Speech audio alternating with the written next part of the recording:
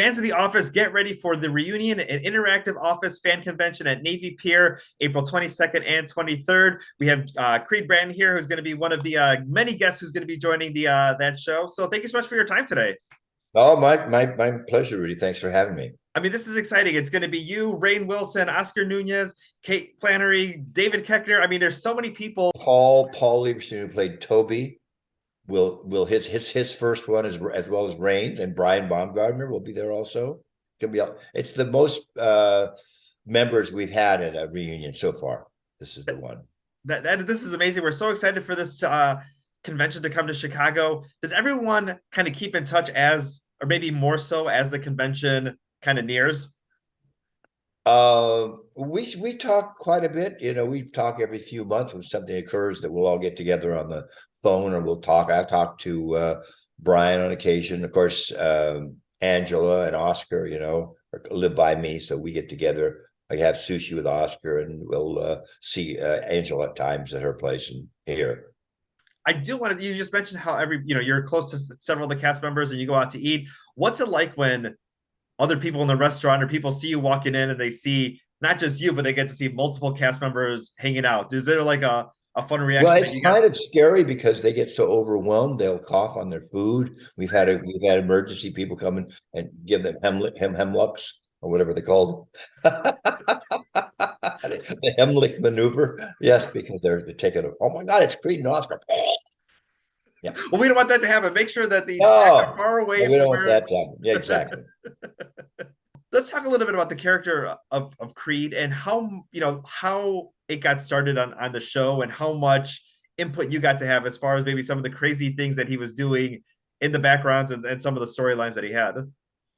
When I was on Bernie Mac, Bernie found out that I was very funny, just naturally, just like I had based my physical comedy, of course, on Chaplin and Jacques Tati, because I was in Europe for a couple of years, and I got completely fascinated by his movement and stuff. So I was a physical comedian first, and then used my dry stuff after that. I wrote a character that I gave to Greg Daniels based on Creed from The Office if he had continued using drugs and his debauched ways, The reality is that I'm a very reluctant rock star. I was been the bank of the grassroots back then. That was the whole idea. I was kind of reluctant. I get up in the morning sometimes and go, oh God, I got to take drugs again. My heart wasn't in it. But I soldiered on. Is what best I could. So I kind of based that around that if he had continued on and did all those things, I had myself waking up in a dumpster outside of Dunder Mifflin, and the boss there took me in, and they found it funny, and so they just kept giving me more and quirkier things. But all the original quirky stuff, that was kind of like based on what I had written, and then he took it on that I was killing people and stealing things, and it was I'd laugh as hard as anybody else at the table reads. And it ended up taking a life of its own. Yes, it did. It did, and now it's like a cult classic. The character. It's gone a little too far. I do appreciate to the folks out there who really appreciate my character. They have little alcoves with my picture in it, and they burn incense and stuff and say little prayers to the Creed character. I found a death metal group in Norway, and actually we're starting to sacrifice small animals in my name. And I told them, I appreciate the gesture, guys, but just stop, please. That was too much for me. That was a little bit too much. That was a little too much. Yeah. Let's talk a little bit about just the show, and just because I know a lot of times I have those shows that I grew up with and shows that I watched when they were on, and you watch them constantly and they're on reruns and you get to stream them and it brings you a certain happiness. But yes, especially with The Office, it has not only that generation, but a new generation. A lot of the teenagers, people in their early 20s who maybe didn't see it the first time around, this is all they binge, and this is all that they want to talk about. Talk a little bit about the multi-generational kind of love for the show. It's hard to get your head around it, because how can you possibly foresee? You can't think. You can't plan, say, you know what, guys, let's get together and not have a laugh track. And and just look at pretend like we're not even on camera, or break the fourth wall, and then we're going to be the most talked about show in years. I mean, we're not going to be I Love Lucy or Jack Benny, but we're up there. We're contenders. We're definitely contenders for Oh, that role. How do you? There's no way. How do you plan for that stuff? I certainly wouldn't. Maybe Greg Daniels knew, but I certainly didn't know. but speaking of Greg, and let's go back to a little bit about Chicago's own Bernie Mac, because you were already doing a show with him before coming Yes, out to the office. Talk a little bit about working with him and his impact in comedy, especially for you. he is basically he's larger than life. There's people that have charisma, and then there's Bernie Mac, who's just like, and he liked me. He really did like me, and we hit it off great. I mean, there was scenes where there was a funeral scene where I was playing a French horn, and the sound was off. They were just sitting there quiet like this, and I started making these because I used to play trumpet. So I was making this most ridiculous noise out of this thing, and he was dying. They said, Bernie, stop laughing. He says, Creed, stop. You're killing me. And the other time there was a scene where I was playing piano in a scene with a lounge piano. And they said, okay, well, this is great, Creed. That was good. And Bernie, we'll cut in somebody else's music for that, And he said, oh, so what Creed played right then was perfect. I went, and then because that paid good residuals, you could well imagine, when that aired nationally. Yeah. And so he'd do things like that. He was just a sweet man, and everybody on there loved the guy. Not only was he funny, he had a big heart. I miss him. That's awesome. We all miss him here. It's made such a huge impact here in the Chicagoland area and around the world. Going back to The Office, let's talk a little bit about maybe some of the bloopers with Creed.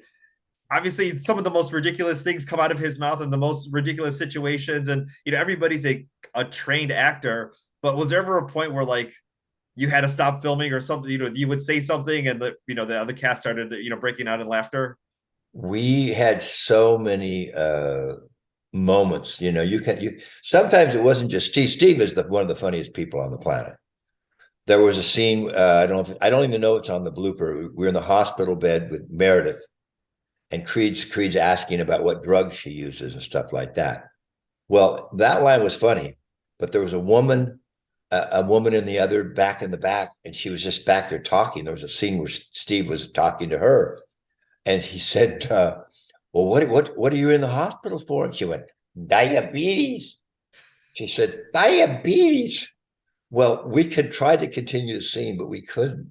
You had to be there.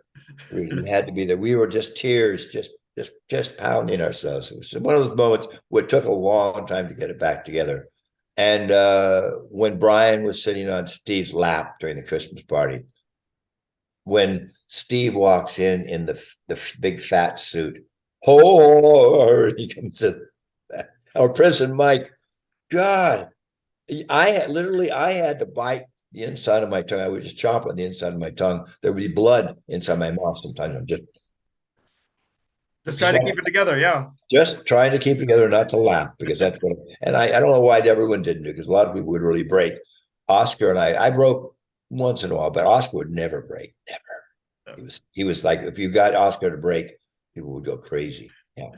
Let's talk about this fan convention, because not only do people want to come and see everybody, get autographs, take photos, listen to the panels, but a lot of people get into the spirit, dressing in costume, cosplaying. Talk a little bit about maybe coming to that and seeing everybody kind of dressed up as their favorite Office character. Well, when they come to my dressed like me, or just I've heard you and everybody else in general. But when they do come dressed like me, they'll sometimes use real blood for the Halloween suit, and I tell them don't do that. Just fake blood is fine. They can pull that off. Please. I'm just trying to tell them that. No, they don't have to go that far. Yeah. Go to the cafeteria, get some ketchup, get some ketchup, do the ketchup thing. You don't have to go to that far. Yeah, real blood. Anything exciting that you're hoping to do in Chicago during that weekend? I'm trying to think about that. I'm working on my 10th album. It's called Dowel Pop. I'm working on my 10th studio album. So I'll be working there, and I might go off to see my son down in Florida, but more than likely I have to get back to LA to finish up working on this album. Awesome. you know, I tour and do music all the time and record. Hoping the album comes out sometime later this year. It'll be come out this year, yeah, for sure. Awesome. And then maybe a tour stop here in Chicago. I will be in Chicago. Let me just tell you when. Hang on. I'm going to be. Wait a second. Come on now. Hang on, bear with me, Rudy. Okay, Chicago, House of Blues, May 17th. Awesome. You know, actually, the convention's the 23rd or the 22nd and 23rd. You might as well just stay here until May. Just make it a couple of weeks and just hang out here in Chicago. Yeah, I could, or I could fly back and work on the album and then come back for the show. Yeah. Awesome. Well, Creed, thank you so much for your time today. The Reunion Interactive Office Fan Convention, April 22nd and 23rd at Navy Pier. ReunionCon.com is where you can go ahead and get those tickets. Follow them on Facebook and Instagram at The Reunion Con. And then he's going to be at the House of Blues here in May. So definitely go ahead and check him out. And thank you so much for your time today. And can't wait to see you'll be able to show them the album cover too. Yes, I will show up the album cover there. Thank you, Rudy. Pleasure talking to you, sir. And new music coming out later this year. Thank you so much for your time today. Bye-bye.